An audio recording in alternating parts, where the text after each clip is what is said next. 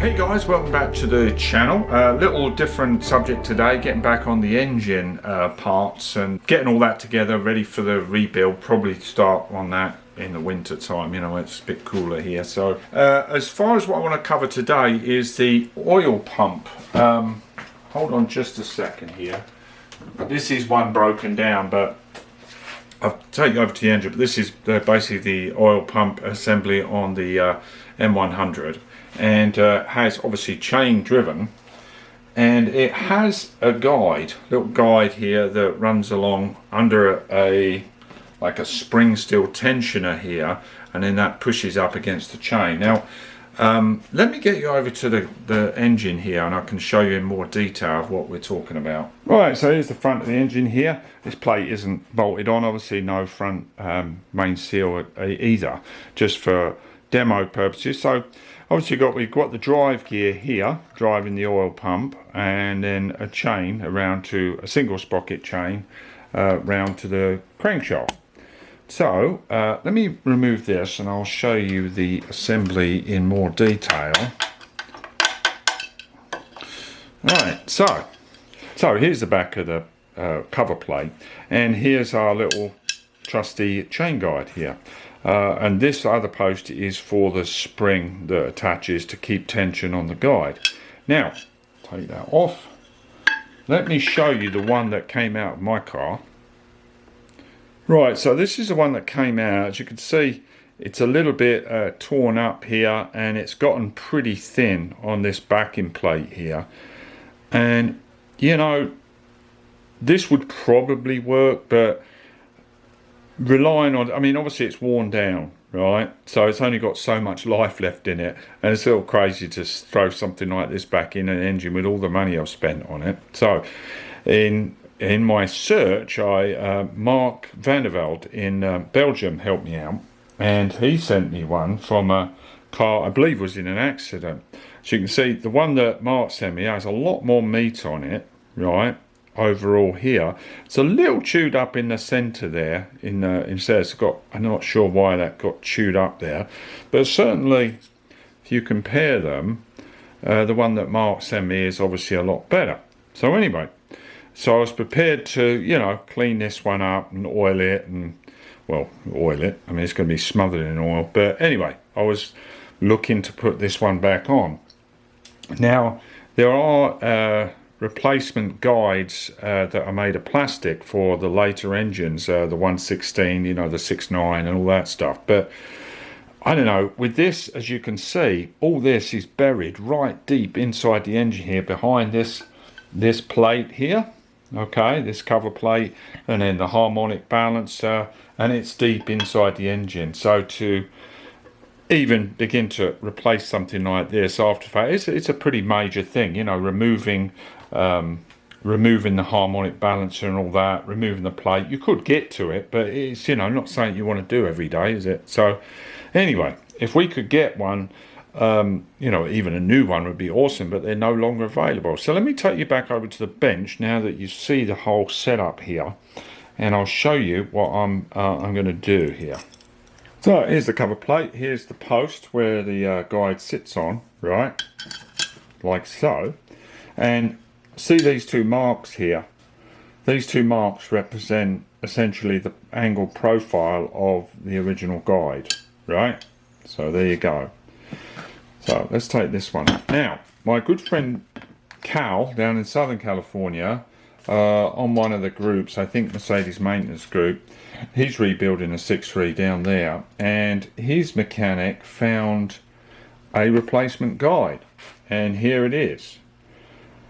Right, so looks much the same, right, but there are a few differences here. Now this came from the 300 SC, the W188, 56 to 58 this is from. Now, a few differences, namely the length of the wear surface is almost, let me have a look here, I mean it's almost identical, just a smidge in length, you know, shorter, which I don't think is an issue at all, really. Now, width-wise, again, it's probably a millimetre maybe a little more. We'll mic it in a minute, but it's just fractionally narrower. Okay, and that's fine also. But what the main difference is was this collar here, this part here that goes on the pin, right? On the 6.3 one, it's wider, and this one is quite a bit narrower. There, as you can see. Make sure we're in focus there. So you can see it's quite a bit narrower. So when this goes on the pin, right, it's going to drop so much further down on the pin, and you've got a lock washer at the top here, or a circlip I should say, up there. So you don't want this business, do you, where it's sliding up and down. So we've got to make up for this width here. Let me get my my calipers here and I'll show you the measurements. That's great for this for this demonstration. My calipers died, and it battery's flat, and I don't have another one. But anyway, so we'll do the old school method here. So what we got here, if I can see with my glasses here, that looks to be about 16 millimeters right across there. This guy, you can see, is more like, my eyes don't deceive me, around 11 millimeters. So quite a bit of difference. So what I did, I went to the local hardware store and got this spacer collet here, right?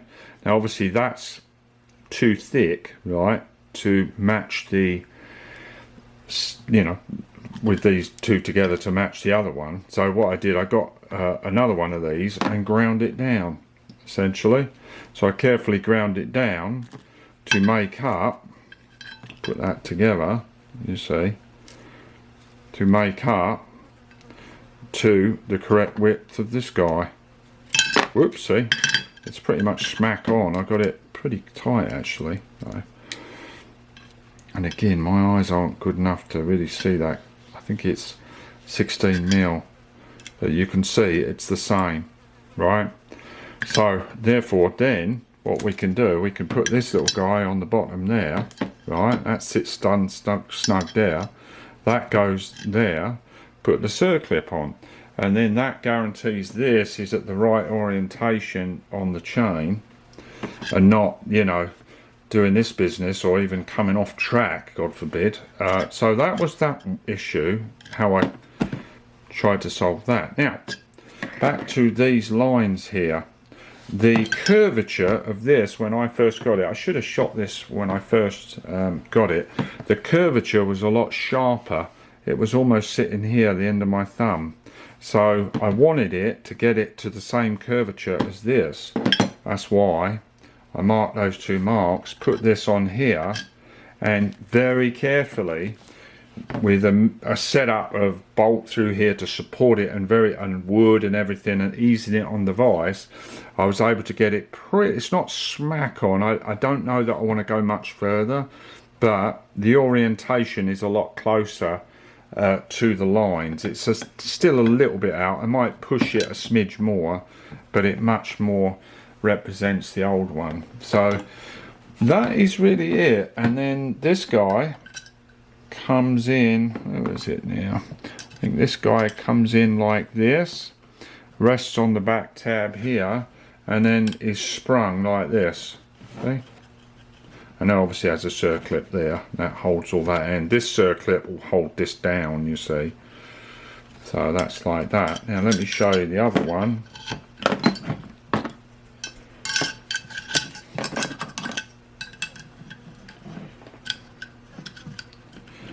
There you go, see, much like that.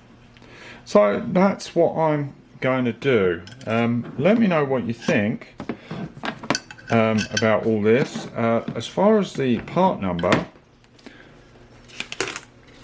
let's see, what's this? It is, if you can see that, 189-070-0059. And as I say, that is from a 1956 to 58 300 SC, and it's a pretty much, with a little modification, a direct fit to the M100 6.3.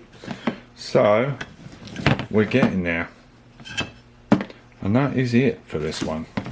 So hope you got something from that. Took a little bit of took a little while figuring out what's the best approach to do this. Mark really helped me by sending that one, and I'm still going to run it by a few people, namely Michael Morris, to talk about whether this is a viable option and everything, but I don't see why not, because it's let me while you're still on camera, I'll see if I can get the width here. So we are at, looks like 11. This measures in at 10. It's about maybe just over a millimeter narrower on the chain than the 6.3 one, and it's like I say, let me show you, right next to each other there. See? So let me know what you think. I always really enjoy your comments back. I enjoyed the feedback on the DJet video the other day. Since adjusting, I think that was it. Did I adjust it? Yeah, I adjusted the map sensor, didn't I? Half a turn out. The car runs like a freight train now. It just runs awesome, and I do think it's better on gas. I'm going to do a little gas mileage test, see how much we're getting, but I think it's definitely improved. But lo and behold, I need a brake master cylinder now, so that's laid up again because I've got a little weeping from the master cylinder, and I don't want the booster to get trashed. So I noticed it in traffic the other day. The pedal felt like it was given away from me, so I've laid that up for safety reasons, obviously, and I'm driving the old reliable old 68 108. Yeah, thanks a lot for watching, guys. In the upcoming videos, I'm going to give you a little look at these bad boys, these cylinder heads that came back from the machine shop, all done nice and spiffy, new valves, guides, the whole shebang. So, and the other one over here, all still bagged up. So appreciate you, thanks very much. Please hit like, share, subscribe, and I'll see you in the next one. All right, take care, bye bye.